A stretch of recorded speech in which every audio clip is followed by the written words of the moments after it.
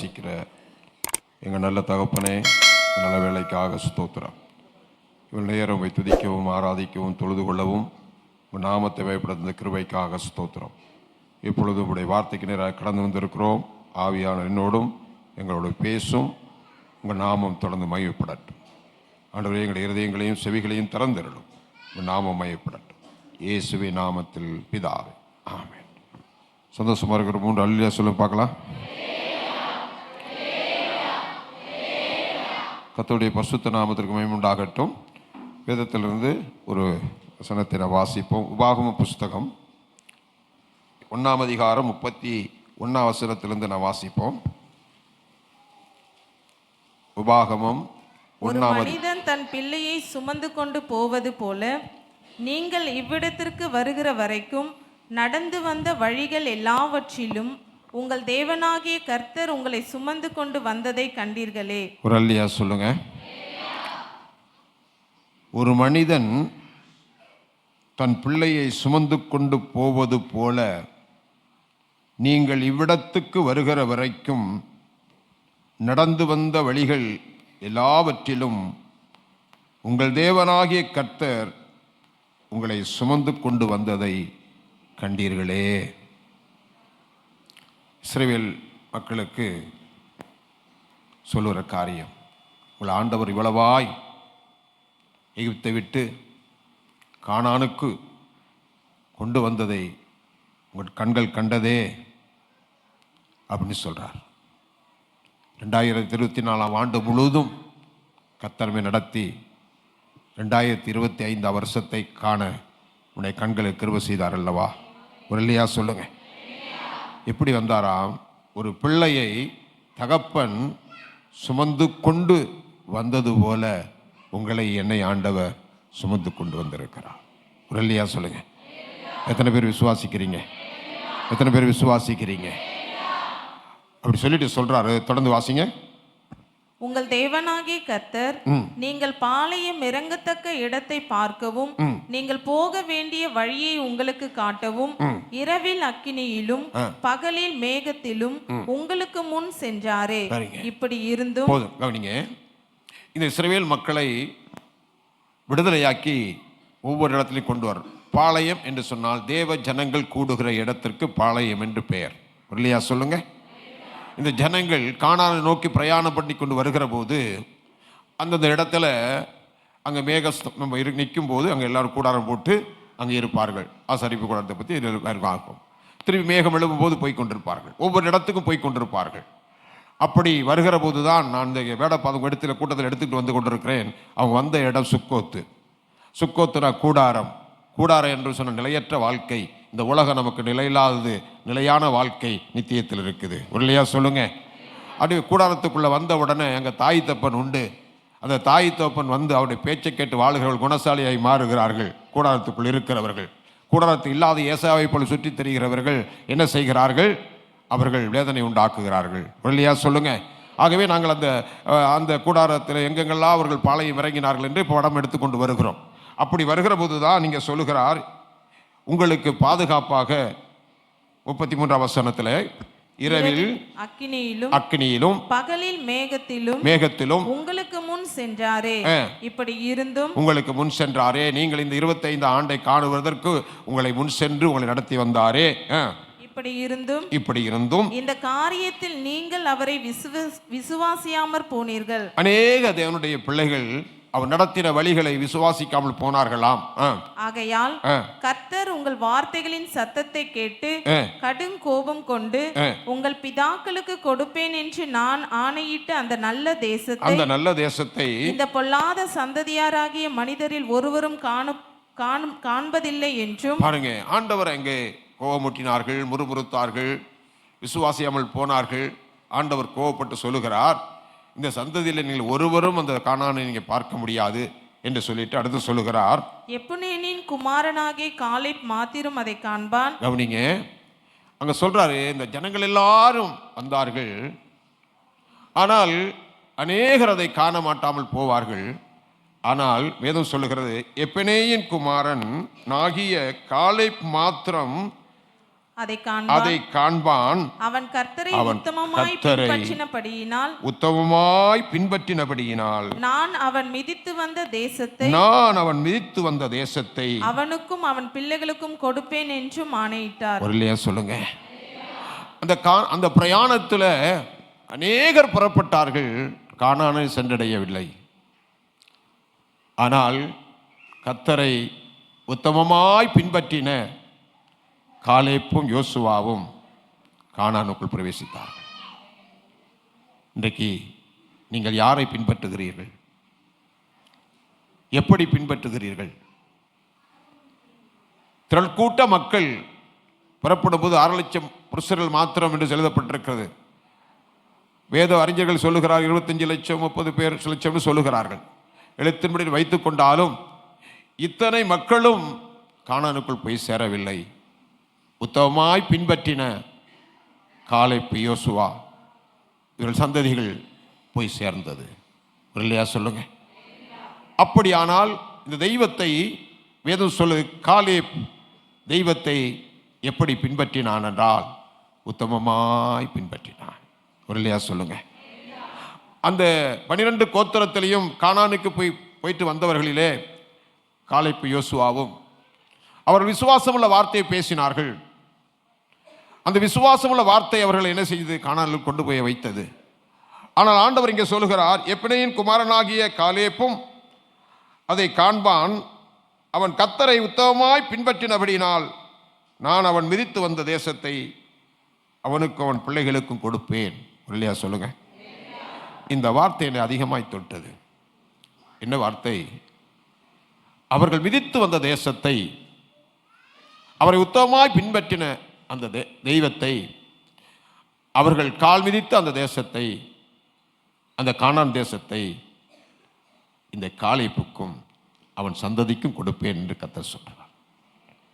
இந்த எகிப்தாகி இந்த உலகத்தில் விட்டு தெய்வத்தை பின்பற்றி வர தேவ பிள்ளையே, பரலோக கானானை நீங்கள் சுதந்திரித்துக் கொள்ள வேண்டுமானால் இந்த தெய்வத்தை உத்தமமாக நீங்கள் பின்பற்றணும்.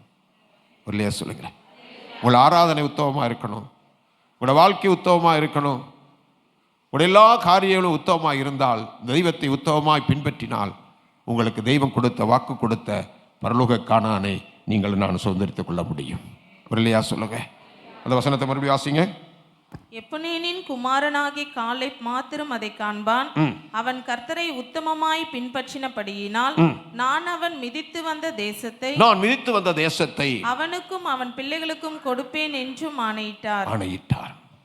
நீங்கள் என்னை பின்பற்றி வந்தீர்கள், உண்மைதான், உத்தமமாய் பின்பற்றினீர்கள். ஆனால் உங்களுக்கு உங்கள் சந்ததிக்கும் அந்த தேசத்தை சுதந்திரமாக தருவேன். இல்லையா சொல்லுங்க.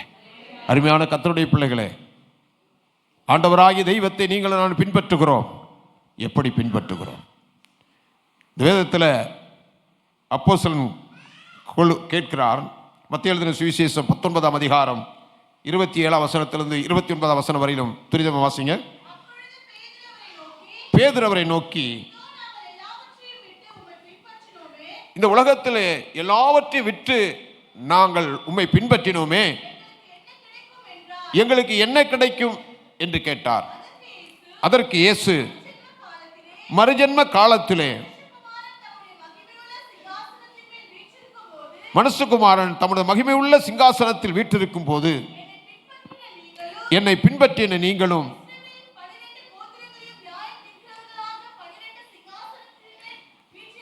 பன்னிரண்டு சிங்காசனத்தில் வீற்றிருப்பீர்கள் என்று இல்லையா சொல்லுங்களேன். பேதுரு கேட்டார், நாங்கள் எல்லாவற்றையும் விட்டு பின்பற்றினோமே, எங்களுக்கு என்ன கிடைக்கும்? நாம் எல்லாரும் பின்பற்றுகிறோம், உலக ஆதாயத்துக்காய் உலக காரியத்துக்காய் பின்பற்றுகிறோம். ஆனால் இந்த உலகத்தில் இருக்க எல்லாம் ஒரு நாள் நம்மளை விட்டு போய்விடும். ஆனால் கர்த்தரை உத்தமமாய் பின்பற்றின தேவ பிள்ளைகளுக்கு கானானை சுதந்திரித்துக் கொள்ள முடியும். பரலோக கானானை சுதந்திரித்துக் கொள்ள முடியும். அதுதான் பேதுரு சொல்லுகிறார். மறுபடியும் வாசிமா வசனத்தை.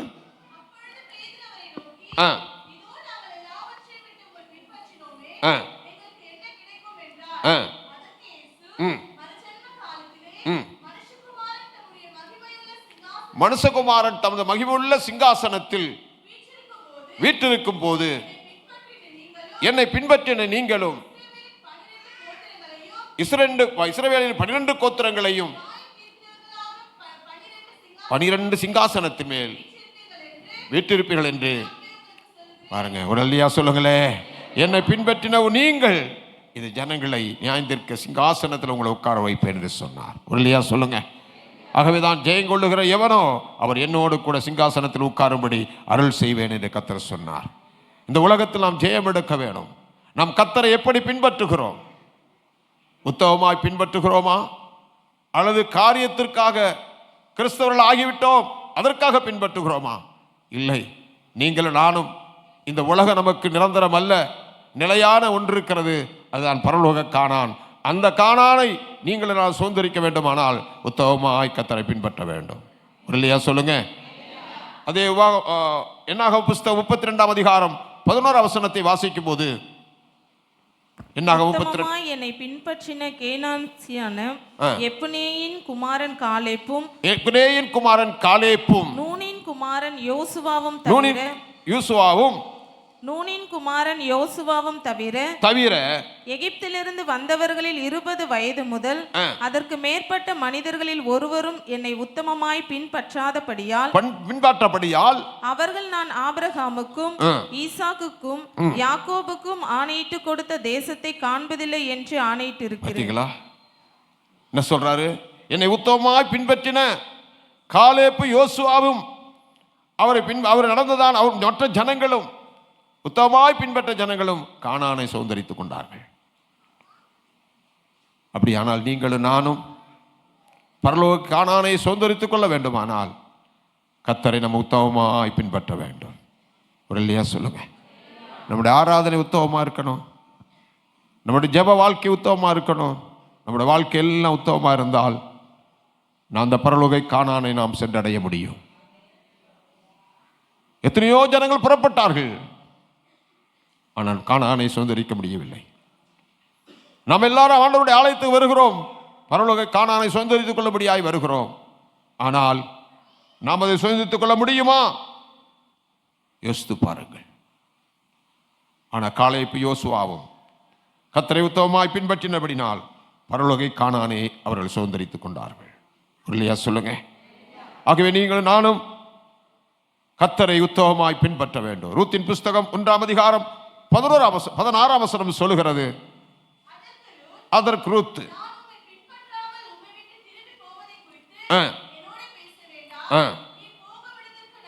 நீர் போகும் இடத்திற்கு நானும் வருவேன், நீர் தங்கும் இடத்திற்கு நானும் தங்குவேன். உம்முடைய ஜனம் என்னுடைய ஜனம், உம்முடைய தேவன் என்னுடைய தேவன். நீ மரணமடையும் இடத்தில் நானும் மரணமடைவேன். மரணமே அண்ணாமல் வேற ஒன்றும் என்னை விட்டு பிரித்தால். பாருங்க, நகோமியை பார்த்து சொல்றார்கள், எந்த சூழ்நிலையை சொல்லுகிறார்கள்? எல்லாவற்றையும் இழந்த நிலையில், ஒன்றுமே இல்லை நகோமி இடத்துல, எல்லாம் இழந்தார்கள். அந்த சூழ்நிலையில், நெருக்கத்தின் மத்தியில், கண்ணீரின் மத்தியில், பாடுகள் மத்தியில், வேதனையின் மத்தியில் நகோமியை விட்டு விடவில்லை. அந்த ரூத் அவர்களை பின்பற்றினார்கள். பின்பற்றினபடினால் மணவனாக போவாசை அவர்கள் கரம் பிடித்தார்கள், அதிபதியானார்கள். அந்த ரூத்தின் சந்ததியில் தான் இயேசுவானவர் பிறந்தார். அருமையான தேவனுடைய பிள்ளையே, நெருக்கங்கள் வரும், பாடுகள் வரும், உபத்திரவங்கள் வரும், கண்ணீரின் பாதைகள் வரும். எது வந்தாலும் நம்முடைய தெய்வத்தில் நடந்து போன வழியை பார்த்து அவரை பின்பற்றி நாம் கடந்து போக வேண்டும். ஒரு இல்லையா சொல்லுங்க. 1 ராஜாக்களின் புஸ்தகம் 19ஆம் அதிகாரம் 21 வசனத்தை வாசிக்கும் போது, 1 ராஜாக்கள் 19:21, அப்பொழுது அவன் இவனை விட்டு போய் ஓர் ஏர் மாடுகளை பிடித்து அடித்து ஏரின் மர முட்டுகளால் அவைகளின் இறைச்சியை சமைத்து ஜனங்களுக்கு கொடுத்தான். அவர்கள் சாப்பிட்ட பிறகு அவன் எழுந்து எலியாவுக்கு பின் சென்று அவனுக்கு ஊழியம் செய்தான். எலியாவுக்கு பின் சென்று ஊழியம் செய்தான். 12 ஏறு மாடுகளை ஓட்டிக் கொண்டிருக்கிற போது எலியாய் போய் அவருடைய சால்வையை போட்ட உடனே அந்த எலியாவை பின்பற்றி வந்த எலிசாவை கர்த்தர் இரட்டத்தடியான ஆசீர்வாதத்தை கர்த்தர் தந்தார். அருமையான தேவனுடைய பிள்ளையே, நீ கர்த்தருக்காக எதை விட்டு இந்த ஆண்டவரை நீ பின்பற்றுவேனால் உனக்காய் வைத்திருக்கிற அழியாத ஒரு நித்தியமான ராஜ்யம் பரலோக கானானை நீங்கள் நானும் சென்றடைய முடியும். ஆகவே இந்த உலகத்தில் நீங்கள் நானும் ஆண்டவராக இயேசு கிறிஸ்துவை உத்தமமாய் பின்பற்றுவோமானால் அந்த பாக்கியத்தை நீங்கள் நான் பெற்றுக்கொள்ள முடியும். இல்லையா சொல்லுங்க. மத்திய எழுதின சுவிசேஷம் 8ஆம் அதிகாரம் 19ஆம் வசனத்திலிருந்து ஒரு சில வசனங்களை துரிதமாக வாசிங்க. மத்திய 8:19 அப்பொழுது வேதபாரகன் ஒருவன் வந்து போதகரே நீர் எங்கே போனாலும் உம்மை பின்பற்றி வருவேன் என்றான். அதற்கு இயேசு நரிகளுக்கு குழிகளும் ஆகாயத்து பறவைகளுக்கு கூடுகளும் உண்டு, மனுஷகுமாரனுக்கோ தலை சாய்க்க இடமில்லை என்று சொன்னார். அவருடைய சீஷர்களில் வேறொருவன் அவரை நோக்கி, ஆண்டவரே, முன்பு நான் போய் என் தகப்பனை அடக்கம் பண்ண எனக்கு உத்தரவு கொடுக்க வேண்டும் என்றான். அதற்கு இயேசு, மரித்தோர் தங்கள் மரித்தோரை அடக்கம் பண்ணட்டும், நீ என்னை பின்பற்றி வா. மரித்தோர் அடக்கம் பண்ணட்டும். இன்றைக்கு அநேக சாக்கு போசுகளை சொல்லிக் கொண்டிருக்கிறோம். ஆனால் ஆண்டவர் சொல்லுகிறார், மரித்தோரை அடக்கம் பண்ணட்டும், நீர் என்னை பின்பற்றி வா. எப்படி பின்பற்றி வர வேண்டும்? உத்தமமாய் பின்பற்றி வா. கஷ்டங்கள், நெருக்கங்கள், பாடுகள், கண்ணீரின் பாதைகள் வரும். ஆனாலும் அந்த பாடுகளின் மத்தியில் நீ என்னை உத்தமமாய் பின்பற்றுவாயானால் உனக்கு பரலோக பரமைக்கான நீ பெற்றுக்கொள்ள முடியும். இல்லையா சொல்லுங்க. யோபு பக்தன் சொல்லுகிற போது, யோபு 27:5 வாசிக்கிற போது, நீங்கள் பேசுகிறது நீதி என்று தூரமாக இருப்பதாக என் ஆவி பிரிய மட்டும் என் உத்தமத்தை என்னை விட்டு விலக்கேன். யோபு சொல்லுகிறார், என்னுடைய ஆவி என் ஜீவன் போகிற வரையிலும் என் உத்தமம் என்னை விட்டு ஒன்றும் பிரியவே பிரியாது. யோபு உத்தமமாய் பின்பற்றினார். யோபை பார்த்து கர்த்தர் சொல்லுகிற, உத்தமன் சன்மார்க்கன், தேவனுக்கு பயந்தவன், பொல்லாப்புக்கு விலகிறவன், அவனை போல பூமியில் ஒருபடும் இல்லை என்று சொன்ன அந்த இயேசு, அந்த தெய்வம், பல உபத்திரவங்கள் வெளிவந்தது, எல்லாவற்றையும் இழந்தார். ஆனால் தெய்வத்தை ஒரு நாளும் தன் வாயில குறை சொல்லவே இல்லை. ஆகவே யோபு உத்தமமாய் ஆண்டவரை பின்பற்றினார். உத்தமமாய் பின்பற்றின அந்த யோபுக்கு எதெல்லாம் இழந்தாரோ அதற்கு மேலாக இரட்டத்தனையான ஆசீர்வாதங்களை பெற்றுக்கொள்ளும்படியாய் கர்த்தர் செய்தார். பாடுகள், வியாதிகள், போராட்டங்கள், கண்ணீரின் பாதைகள் வருகிற போது தெய்வத்தை எந்த தெய்வ பிள்ளை உத்தமமாய் பிடித்துக் கொள்ளுகிறதோ, உத்தமமாய் பின்பற்றுகிறதோ, அந்த தெய்வ பிள்ளைகளுக்கு இழந்து போன அத்தனை ஆசீர்வாதங்களையும் என் தேவனாய் கர்த்தர் திருப்பி கொடுப்பதற்கு உண்மையுள்ளவராக இருக்கிறார். அல்லேலூயா சொல்லுவோமா? சங்கீதம் 18ஆம் அதிகாரம் 30ஆம் வசனத்தை வாசிக்கும் பொழுது, என் தேவனாகிய கர்த்தாவே, உம்மில் அன்பு கூறுவேன். 18:30 தேவனுடைய வழி உத்தமமானது, கர்த்தருடைய வசனம் புடமிடப்பட்டது, தம்மை நம்புகிற அனைவருக்கும் அவர் கேடகமாய். கர்த்தருடைய வழி எப்படிப்பட்டது?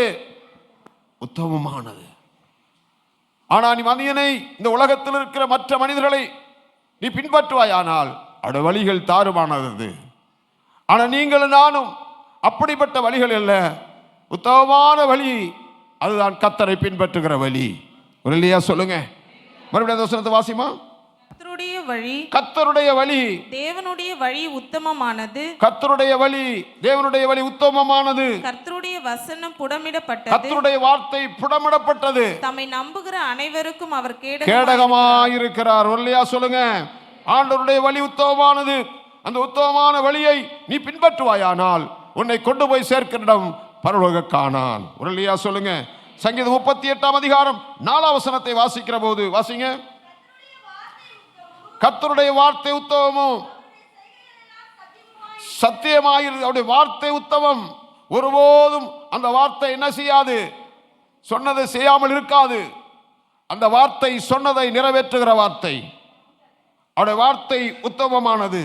சங்கீதம் 84:11 வாசிக்கும் போது,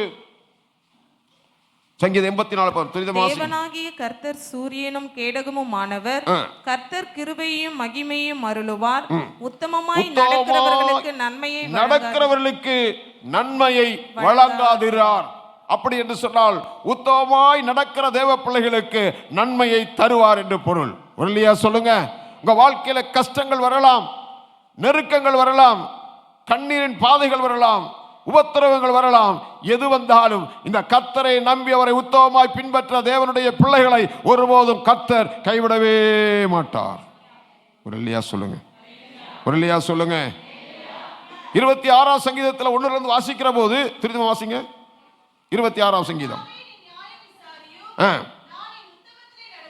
நான் என் உத்தமத்திலே நடக்கிறேன், நான் கர்த்தரை நம்பி இருக்கிறேன்.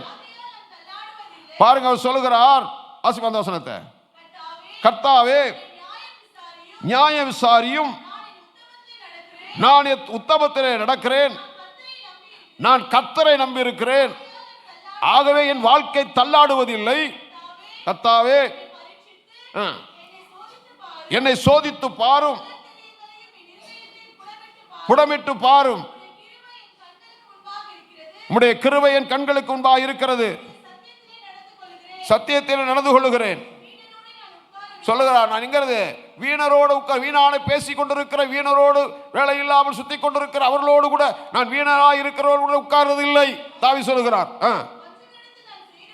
வஞ்சகமான காரியங்களை செய்கிற இடத்தில் நான் சேருவதில்லை,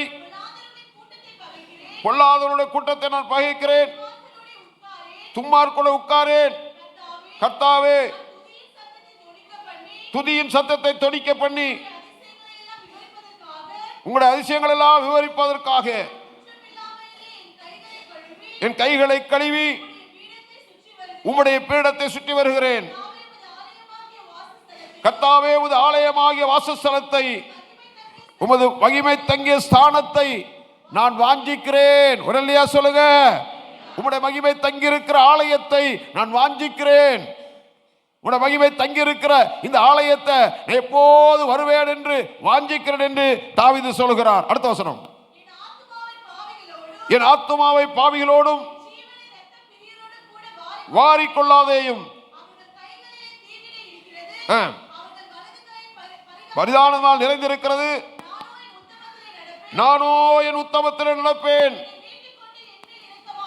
என்னை மீட்டுக்கொண்டு என் மேல் இரக்கமாயிருக்கும்.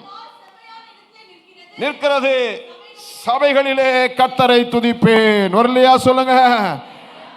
என் கால் சபையில் நிற்கும், சபையிலே உத்தமமாயிருப்பேன், கர்த்தரை துதிப்பேன். வரலையா சொல்லுங்க. வீணரோடு நான் உட்கார மாட்டேன், பொல்லாதவர் கூட்டத்தில் நான் சேர மாட்டேன். மகிமை தங்கிய ஒரு வாசஸ்தலத்தில் நான் வந்து உட்கார்ந்து உம்மை துதிப்பேன். வரலையா சொல்லுங்க. நீங்கள் நானும் கர்த்தரை துதிக்கிறது உத்தமமான துதிப்போம், உத்தமமாய் பின்பற்றுவோம். ஆனால் நீங்கள் நானும் பெறப்போகிற ஒரு மகிழ்ச்சியான அந்த பரலோக ராஜ்யத்தை காலேபு சுதந்தரித்து போனது போல நீங்கள் நானும் சுதந்தரித்துக் கொள்ள முடியும். இல்லையா சொல்லுங்க. 101ஆம் சங்கீதத்தினுடைய 6ஆம் வசனத்தை வாசிக்கும் போது, தேசத்தில் உண்மையானவர்கள் என்னோடு வாசம் பண்ணும்படி என் கண்கள் அவர் மேல் நோக்கமாயிருக்கும், உத்தமமான வழியில் நடக்கிறவன் என்னை சேவிப்பான். யார் கர்த்தரை சேவிப்பானா? உத்தமமான வழியில் நடக்கிறவன் தெய்வத்தை ஆராதிப்பான். இல்லையா சொல்லுங்க. தெய்வத்தை ஆராதிக்கணும்னு சொல்ல வரணும். ஏன் தெரியுமா? என் வாழ்க்கையில கர்த்தர் செய்த நன்மையை சொல்லி தெய்வத்தை துதிக்கிற போதுங்க, அதுதான் நம்முடைய ஆராதனை. இல்லையா சொல்லுங்க. அதான் சொல்லி அந்த வேதத்தில் 1ஆம் வசனத்தை வாசித்து 31ஆம் வசனத்தை வாசித்தோமே, உங்களை ஒரு தகப்பன் சுமந்து கொண்டு வந்தது போல நீங்கள் வருகிற வரைக்கும் நான் உங்களை சுமந்து கொண்டு வந்ததை கண்டீர்களே. 2024 வருஷம் எத்தனையோ நெருக்கங்கள், பாடுகள், எத்தனையோ போராட்டங்கள், எத்தனையோ பேர் நம்மை விட்டு கடந்து போனார்கள். தெய்வம் நம்மை சுமந்து வந்தது, தெய்வம் நம்மை பாதுகாத்து வந்தது. அதை கண்டீர்களே. இப்படிப்பட்ட நன்மை செய்த, இப்படிப்பட்ட ஆசீர்வாதத்தின் வழியாய் நம்மை நடத்திட அந்த தெய்வத்தை துதிக்க வேணாமா? இல்லையா சொல்லுங்க, இல்லையா சொல்லுங்க. அங்க கடைசி சொல்றார் பாருங்க, என் கால் செம்மையான இடத்திலே நிற்கிறது. செம்மையான இடம் தான் தேவனுடைய ஆலயம். சபையிலே கர்த்தரை துதிப்பேன். இல்லையா சொல்லுங்க. ஆண்டவருடைய வாழ்க்கையில செய்த நன்மை எல்லாம் இந்த ஆலயத்தில் வந்து அவரை துதிக்கும் போது எவ்வளவு சந்தோஷம் தெரியுங்களா? இல்லையா சொல்லுங்க. ஆண்டவரை துதிச்சு பாருங்க. தேவ ஜனங்கள் துய்த்தார்கள். நீங்கள் நானும் கர்த்தரை உத்தமமாய் பின்பற்றுவோமானால் தெய்வம் செய்த நன்மை எண்ணி கர்த்தரை துதிப்போம். ஒரு இல்லையா சொல்லுங்க. நீதிமொழியின் புஸ்தகம் 2ஆம் அதிகாரம் 7ஆம் வசனத்தை நீங்க வாசிக்கும் போது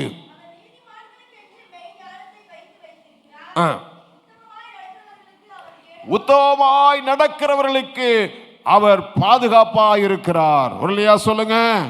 உங்க வாழ்க்கையில உத்தமமாய் நடப்பீர்களானால் உங்களுக்கு இந்த உலகத்தில் ஒரு பெரிய பாதுகாப்பு, ஒரு பெரிய கேடயம் யாருன்னா நம்முடைய ஆண்டவராகிய இயேசு கிறிஸ்து. ஒரு இல்லையா சொல்லுங்க. இந்த உலகம், இந்த பொல்லாத உலகத்தில் எத்தனையோ ஆபத்துகள், எத்தனையோ நெருக்கங்கள், இதன் மத்தியில தம்முடைய பிள்ளைகளை கர்த்தர் பாதுகாத்து நடத்தி வருகிறார். ஒரு இல்லையா சொல்லுங்க. ஒரு இல்லையா சொல்லுங்க. நீதிமொழியின் புஸ்தகம் 10ஆம் அதிகாரம் 9ஆம் வசனத்தை வாசிக்கும் போது உத்தமமாய் நடக்கிறவர்கள் பத்திரமாய் நடக்கிறான். எப்படி நடக்கிறாங்களா? உத்தமமாய் நடக்கிறவர்கள் பத்திரமா நடக்கிறாங்களா? ஒரு இல்லையா சொல்லுங்க. ஒரு தேவனுடைய பிள்ளை உத்தமமாய் தெய்வத்தை பின்பற்றும் போது, ஒரு வாழ்க்கை உத்தமமாய் நடக்கும் போது பத்திரமாய் நடக்கிறார் என்பது பொருள். ஒரு இல்லையா சொல்லுங்க. காலேப்பு யோசுவாவும் உத்தமமாய் பின்பற்றினபடினால் தாங்கள் விதித்து வந்த கானானை சுதந்திரித்துக் கொண்டார்கள். ஒரு இல்லையா சொல்லுங்க. கானானை சுதந்திரித்துக் கொள்ள மாத்திரமல்ல, யோசுவா பங்கிட்டு கொடுத்தார். ஒரு இல்லையா சொல்லுங்க. அருமையான தேவனுடைய பிள்ளையே, இந்த கால வேளையில் நீங்கள் நானும் ஆண்டவரை ஆராதிப்பது நல்லது. எப்படி ஆராதிக்கிறோம்? ஆண்டவரை பின்பற்றி வருகிறது நல்லது. எப்படி பின்பற்றுகிறோம்? பின்பற்றினால் எனக்கு என்ன கிடைக்கிறது? 12 சிங்காசனத்தில் நியாயத்திற்கும்படி நியாயஸ்தானத்தில் உட்கார வைப்பேன் கர்த்தர் சொல்லுகிறார். இல்லையா சொல்லுங்க. அருமையான தேவனுடைய பிள்ளையே, நீங்கள் நானும் கர்த்தரை உத்தமமாக பின்பற்றுவோம். நீதிமொழி புஸ்தகம் 20ஆம் அதிகாரம் 7ஆம் வசனத்தை வாசிங்க. நீதிமான் தன் உத்தமத்திலே நடக்கிறான், அவனுக்கு பிறகு அவங்க பிள்ளைகள் பாக்கியவான். ஒரு கைத்தட்டி ஒரு சத்தம், ஒரு கல்லையா சொல்லுமா? நீங்க உத்தமமா நடந்தா உங்களுக்கு பின் உங்க பிள்ளைகள் பாக்கியவான்களாக இருப்பார். எத்தனை பேர் உங்க பிள்ளைகள் பாக்கியவான்களாக இருக்கணும் விரும்புறீங்க? உங்க பிள்ளை தருதலையா இருக்குன்னு சொல்லக்கூடாது. உங்க பிள்ளை கீழ்ப்படியான்னு சொல்லக்கூடாது. உங்க பிள்ளைங்க அது செஞ்சுட்டா இது செய்ய சொல்லக்கூடாது. உங்க பிள்ளைகள் பாக்கியவான்கள் என்று சொல்லணும். அவருக்கு பிறந்த பிள்ளை, அவங்களுக்கு பிறந்த பிள்ளை எவ்வளோ பாக்கியம் கொடுத்து பாக்கியவதியும் சொல்லணும். இல்லையா சொல்லுங்க. அப்படின்னா நாம் இந்த கர்த்தரை உத்தமமாய் பின்பற்றுகிறதை நம்முடைய பிள்ளைகள் காணணும். நாம் ஆராதனை செய்வதை பிள்ளைகள் பார்க்கணும். நம்ம வேத வாசிக்கிறதை பிள்ளைகள் பார்க்கணும். கர்த்தருடைய ஆலயத்துக்கு வருது பிள்ளையை பார்க்கணும். நான் ஒன்று சந்தோஷப்படுகிறேன், இங்கே வந்திருக்க அத்தனை பிள்ளைகளுக்குள்ள செல்போன் இல்லாமல் குழந்தைகள் இல்லை. ஆனால் ஒரு குழந்தை செல்போனை வேணான்னுட்டு உட்கார்ந்துருக்கு. உங்களுக்கு தெரியாது, எனக்கு தெரியும். கொடுத்தாலும் வாங்காது. நான் ரொம்ப சந்தோஷப்பட்டேன். இந்த தாய் தன் பிள்ளையின் மேல் எவ்வளோ அக்கறை கரிசனையாக இருக்கிறாங்க பாருங்க.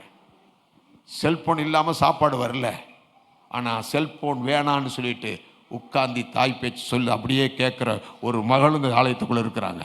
ஒரு இல்லையா சொல்லுங்க. அப்போ அந்த பிள்ளைக்கு இந்த தாய் எவ்வளோ உத்தரவாதமாக, எவ்வளோ கரிசனையாக அந்த செல்போன் மூலமாக இந்த பிள்ளைகளுடைய எதிர்காலம் பாதிக்கும் என்று நினைச்சு அவங்க எப்படி நடத்துகிறாங்க பாருங்க. ஒரு இல்லையா சொல்லுங்க. ஒரு இல்லையா சொல்லுங்க. அருமையான தேவனுடைய பிள்ளையை, நீ உத்தமமாய் நீ பின்பற்றுகிற போது கர்த்தர் உன்னை பத்திரமாய் நடத்துவார். ஒரு இல்லையா சொல்லுங்க. அவதான் நீதிமான் தன் உத்தமத்தில் நடக்கிறான். கடைசியாக நான் சொல்லி முடிக்கிறேன். கர்த்தருக்கு ஸ்தோத்திரம். மத்திய எழுதின சுவிசேஷம் 25ஆம் அதிகாரம் 21ஆம் வசனத்தை நீங்கள் வாசிங்க. அவர்கள் எஜமான் அவரை நோக்கி, நல்லது உத்தமம் உண்மையுள்ள ஊழியக்காரனே, கொஞ்சத்திலே உண்மையாய் இருந்தால். ஒரு இல்லையா சொல்லுங்க. நீங்க கொஞ்சத்தில் உண்மையா இருந்தா அநேகத்தில் அதிகாரியை கர்த்தர் மாற்றுவார். ஒரு இல்லையா சொல்லுங்க. பிதாவின் சந்தோஷத்துக்குள் நீ நுழைவாய். உத்தமமாய் நடந்த 1-2 பேர் நான் சொல்லி பிடிக்கிறேன். கர்த்தருக்கு ஸ்தோத்திரம். 1 வாசிப்போம். ஆதியாகமம் புஸ்தகம் 6ஆம் அதிகாரம் 9ஆம் வசனம்.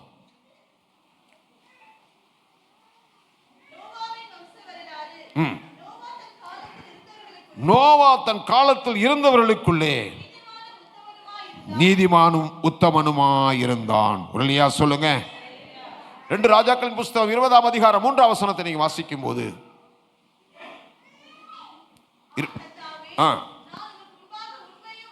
எசேக்கியா சொல்றாரு, கர்த்தாவே நான் உமக்கு முன்பாக உண்மையும் மன உத்தமமாய் நடந்தேன் என்று எசேக்கியா சொல்லுகிறார். நோவா சொல்லுகிறார். 1 சாமுவேல் 29ஆம் அதிகாரம் 6ஆம் வசனத்தை நான் வாசிக்கும் போது வாசிங்க. 1 சாமுவேல் 29ஆம் அதிகாரம். ஆகீஸ் தாவீதை அழைத்து நீ உத்தமன் என்று பாருங்க. ஆகீஸ் சொல்லுகிறார், தாவீதை அழைத்து நீ உத்தமப்பா, உங்களை பார்த்து மற்றவர்கள் சொல்லணும், நீங்கள் உத்தமம், நீ உத்தமமா கர்த்தரை ஆராதிக்கிறீங்க, நீ உத்தமமா இருக்குன்னு சொல்லணும். கர்த்தருக்கு ஸ்தோத்திரம். அருமையான தேவனுடைய பிள்ளைகளே, யோபை பார்த்து ஆண்டவர் சொல்லுகிறார். அது 1ஆம் அதிகாரத்தில் வாசிக்கிறோம்.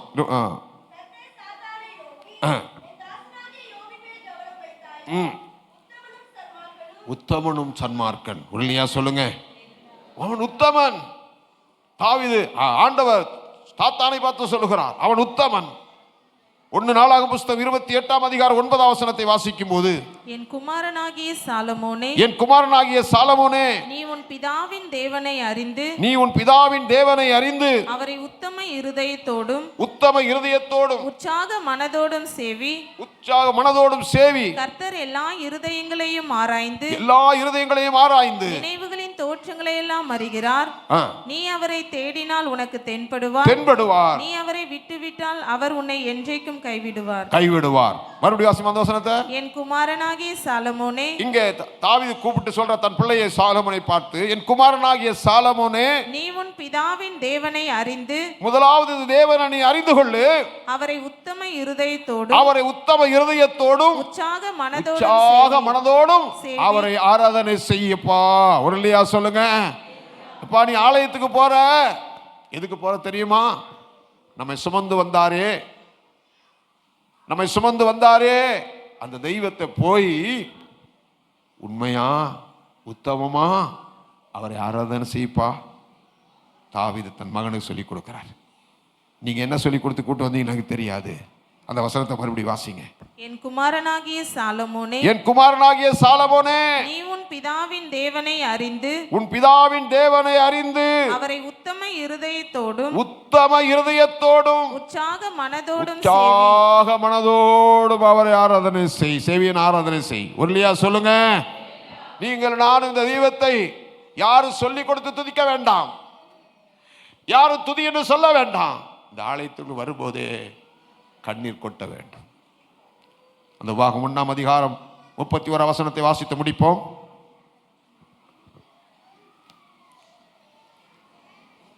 ஒரு மனிதன் தன் பிள்ளையை சுமந்து கொண்டு போவது போல, எங்க அப்பா என்ன தோல்ல சுமந்து இருக்கிறாருங்க. சின்ன வயசுல நான் அவரை தலைமுடி பிடிச்சிட்டு போயிருக்கிறேன். என்ன தோல்ல சுமந்து என் தகப்பன். ஒரு இல்லையா சொல்லுங்க. உங்களை எத்தனை பேர் உங்கள் தகப்பன் சுமந்தாரா தெரியல. ஒரு முறை நாங்கள் மணவாள் நகரில் கொடுத்துன்னு இருக்கும்போது எங்கள் வீட்டில் ஒரு கூட்டம் நடந்தது. அந்த கூட்டத்தில் இதே மாதிரி ஒயிட் அண்ட் ஒயிட் தான் போட்டு உட்காந்துருந்தேன். நிறைய ஊழியர்கள் வந்து எங்கள் பிள்ளைகள்லாம் சின்னதாக வச்சுதான். அப்போது பிரபு சின்னதாக இருக்கிறார். அந்த அம்மா வந்து சொன்னாங்க, எங்கள் வீட்டுக்காரம்மா கொஞ்சம் பிள்ளைய பிடிங்க. நான் தூக்கின சட்டை அழுக்கான்னு சொல்லிட்டு என்ன பண்ணிட்டேன், தூக்கவே இல்லை. அவங்க சொல்ல, குழந்தைய கொஞ்சம் பாருங்கள், நான் உங்களை கவனிச்சுக்கிறேன். சரி விடுமா பார்த்துக்கிறேன்னு சொல்லி நான் தூக்கவே இல்லை. என்ன நடந்தது தெரியுமா? சாப்பிட்டு இலை போடுறவங்க அங்கே தூக்கி போட்டாரு பாருங்க, என் சட்டம் மூலாக போடுச்சு. ஒரு இல்லையா சொல்லுங்க. நடந்த சம்பவம், எங்கள் மணவாள் நகரில் நடந்த சம்பவம். இன்னைக்கு அவர் பெரிய ஆகிட்டார். கர்த்தருக்கு ஸ்தோத்திரம். கவனிங்க, நீங்கள் தூக்கலைன்னா அவரை தூக்க வச்சு. ஒரு இல்லையா சொல்லுங்க. உங்களை சுமந்து கொண்டு வந்தார். எத்தனை பேர் விசுவாசிக்கிறீங்க? 2024ஆம் வருஷம் முழுதும் சுமந்தார். இந்த 2025 வருஷம் வரையிலும், கர்த்தர் ராஜ்யத்துக்கு போகிற வரையிலும் நம்முடைய தகப்பன் நம்மை சுமப்பார். அதை கண்டீர்களே. அந்த தெய்வத்தை உத்தம இருதயத்தோடு உண்மையான மனதோடும் ஆண்டவரை துதிப்போமா? எல்லாரும் முழங்கால் படியிடுவோம்.